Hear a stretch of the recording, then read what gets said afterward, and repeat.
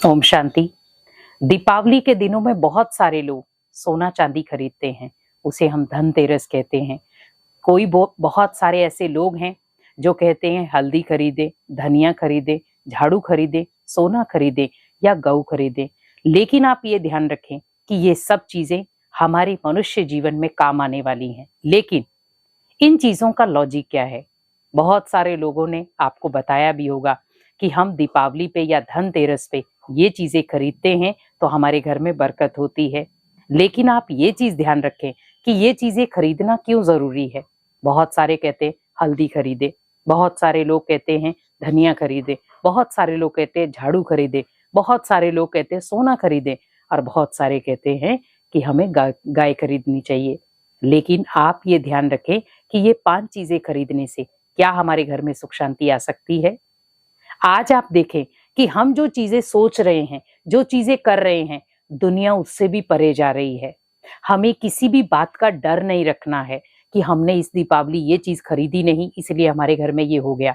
बहुत सारे लोगों को टेंशन हो जाती है कि हमें सोना खरीदना ही पड़ेगा। मान लो सपोज कोई व्यक्ति सोना नहीं खरीद सकता तो वो क्या करेगा?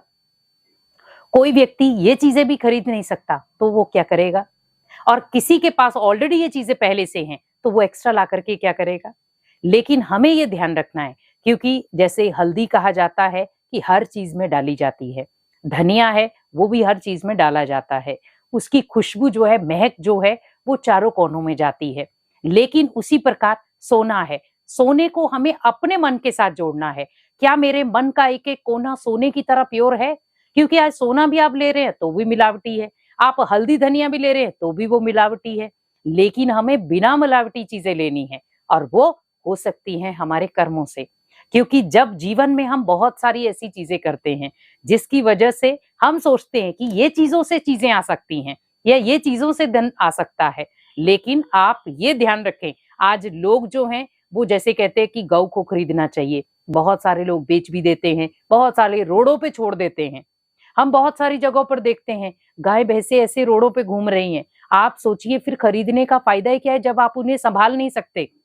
और हम कह रहे हैं कि उन्हें खरीदना चाहिए, वो भी कब? जब त्योहार होते हैं। क्या वो चीजें त्योहारों के लिए जरूरी है क्या? हमें दीपावली को खास बनाना है, धनतेरस को खास बनाना है, उसके लिए ध्यान रखें कि मुझे अपने जीवन में ये 3 चीजें करनी है। सबसे पहली, किसी को दुख नहीं देना है। क्योंकि आज बहुत सारे ऐसे लोग हैं जो अपने बोल की वजह से, अपने कर्मों की वजह से, अपने संबंधों की वजह से ही किसी न किसी को दुख देते हैं। आप ये ध्यान रखें, अगर सामने वाला आपको दुख दे रहा है लेकिन मुझे रिटर्न में दुख नहीं देना है तो यही मानी जाएगी सच्ची दीपावली। क्योंकि जब हम किसी को दुख देते हैं तो उसकी दीपावली खराब। अगर किसी ने आपको दुख दिया है तो मेरी भी दीपावली खराब हो सकती है, लेकिन मेरे पास परमात्म शक्तियां हैं जिसकी वजह से मैं उस बात को भूल सकता हूँ। क्योंकि जब उस बात को हम भूल जाएंगे तो दीपावली खास हो जाएगी। कोई बात नहीं, वो मेरा भाई है या बहन है, उसने अगर गलती कर दी है कोई बात नहीं, उसे इग्नोर करके आगे निकल जाओ। बात को पकड़ो नहीं। बहुत सारे ऐसे लोग हैं जो बात को पकड़ लेते हैं।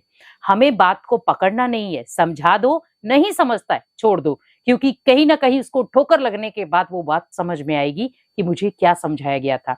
क्योंकि आज व्यक्ति समझने की कंडीशन में नहीं है। आज किसी को आप समझाने के लिए जाते हैं, अच्छी राय देने जाते हैं, वो नहीं मानता है। तो मुझे क्या करना है? दीपावली से पहले जिनके भी प्रति मेरे मन में दुखी, अशांत कोई भी बात है उसे डिलीट करना है। मुझे किसी को भी दुख नहीं देना है, ये ध्यान रखें। और ये दीपावली नहीं, दीपावली के बाद भी आप अपने जीवन में इस कर्म को शामिल कर दें कि मुझे किसी को भी दुख नहीं देना है। दूसरी चीज, सबको दुआएं देनी है और बदले में सबसे दुआएं लेनी है। और दुआएं ही हमारे जीवन का सबसे श्रेष्ठ कवच है।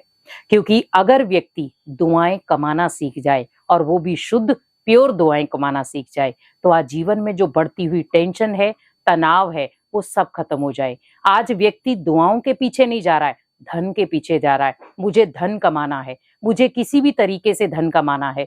धन आपकी शरीर की जरूरतों को पूरा कर सकता है, परिवार की जरूरतों को पूरा कर सकता है, लेकिन दुआएं आपके जीवन का सुरक्षा कवच बन सकती हैं। धन आपके जीवन का सुरक्षा कवच नहीं बन सकता, लेकिन वो आपकी जरूरतें पूरी कर सकता है। लेकिन उसके लिए पहले ध्यान रखें, मुझे दुआएं कमानी है। अगर आपने दुआएं कमाना सीख लिया, धन खुद ब खुद आपके घर में आना शुरू हो जाएगा। और तीसरी चीज आपको क्या करनी है, हमेशा अपने घर में एक सकारात्मक माहौल बनाकर रखें, और वो शुरुआत करें आप अपने घर की दहलीज से।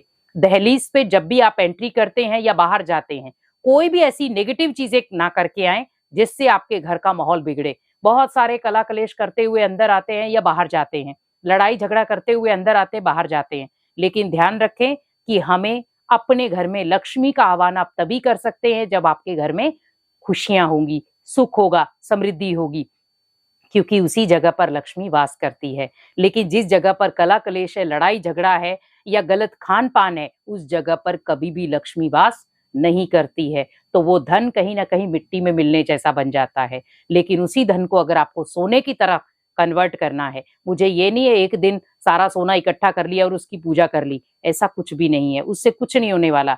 लेकिन मुझे ये ध्यान रखना है, मुझे अपने धन को प्योर बनाना है, शुद्ध बनाना है, और दुआओं के साथ अपने धन को कमाना है। तो ही आप इस दीपावली को सच्ची दीपावली की तरह मना सकते हैं। ओम शांति।